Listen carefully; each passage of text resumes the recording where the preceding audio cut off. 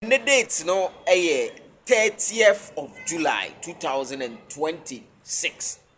Former Kotoko goalkeeper Danlad Ibrahim I joined the Kumasi Asante Kotoko pre-season no.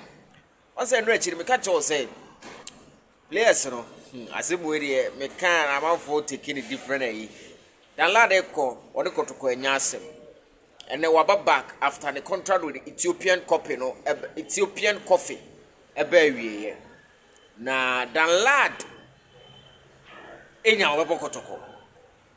but ontimi embe walk straight into Kotoko say me a former Kotoko keeper masaba mon sign me okoye no posti Kotoko neoma utimi se nani di akire enti anopai era menu aba akọ bright yebo Taylor menene no wo fikasie I catch him say Danlad I join the Kumasi Asante Kotoko training and bright yebo Taylor will be a mijinidi so on the mention no meji bright yebo Taylor di enti asama bright yebo Taylor report no chrome na nchemu kakra me nsa aka ne say boy ni nya Kotoko obebo has for so open no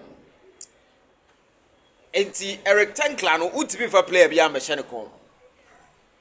once be catch say Ibrahim Salifu di Maria ono so enche wo bete say wa join Kotoko training because say no we hwan a sa wo pe Kotoko na ba bra ne enhwe wo mono emiti expectation na ya sign this is the explanation anti asefie ensa aka me dey edam I the real Super 24 TV no so. Over subscribe no wa share. Ose I say ni yem betwe story mu tententi o. Asem ne ba inya adaje edi mu nchimu no e bro. Enti ene 30th of July Danlad the PM ho. Sa ekoye ma na Mali goalkeeper no so o mefa ba akọ o mu ntimi mfa mienu. Yes, ekoye ma na ni sika asem de me sure so obegum because ono wo pe Kotoko na bo.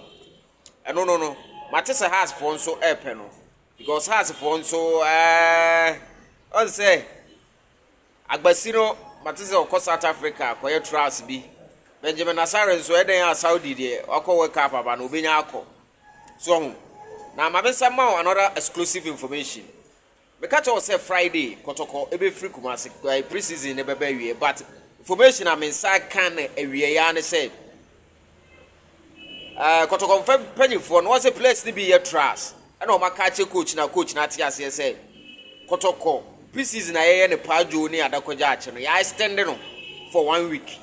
said ye be ya players no ma ball mo ye trust ye be hwe mu ye